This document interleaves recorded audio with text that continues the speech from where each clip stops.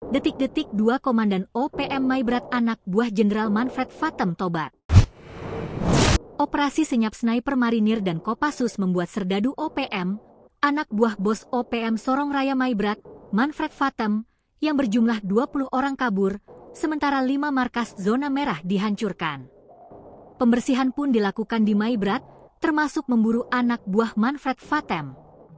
Operasi yang dipimpin Jenderal Hantu Rimba, Maijen Laki Avianto dan Letkol Marinir Aris Moko itu membuat para serdadu OPM tiarap.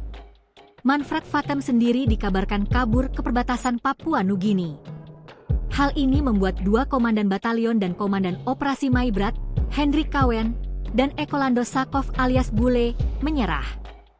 Pada 8 September, Hendrik dan Bule menyatakan ikrar setia kepada NKRI di Makodim 1809 Maibrat, Kampung Mefkanjim II, Distrik Ayamaru, Kabupaten Maibrat.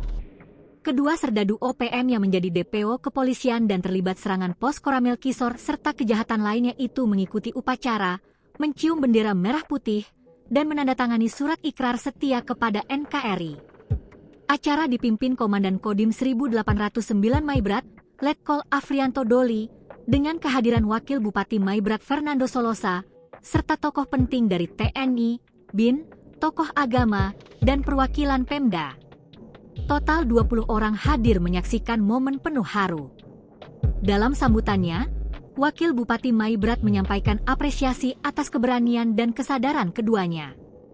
Ikrar ini adalah kesempatan bagi saudara-saudara kita untuk kembali ke pangkuan Ibu Pertiwi, meneguhkan kesetiaan kepada NKRI, serta melepaskan diri dari segala bentuk simpatisan terhadap OPM, ujar Fernando Solosa.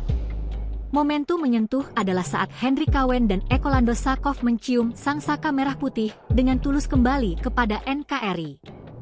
Proses pengucapan ikrar berlangsung hikmat. Diketahui, prajurit Korps Marinir dari TNI Angkatan Laut sebelumnya berhasil menguasai markas yang selama ini diduduki OPM di wilayah Aifa Selatan, Kabupaten Maibrat, Papua Barat Daya, Senin, 1 September 2025. Penguasaan dilakukan prajurit Satgas Pamtas RIPNG Mobile Yonif 10 Marinir Gobang 4 yang tergabung di Korps Habema dalam menindak kelompok separatis pengganggu kedaulatan negara. Dan Satgas Pamtas Mobile Yonif 10 Marinir SB, Letkol Mar Aris Moko, menegaskan bahwa penyerangan tersebut merupakan bagian dari operasi pengamanan wilayah NKRI. Download Tribun X sekarang, menghadirkan lokal menjadi Indonesia.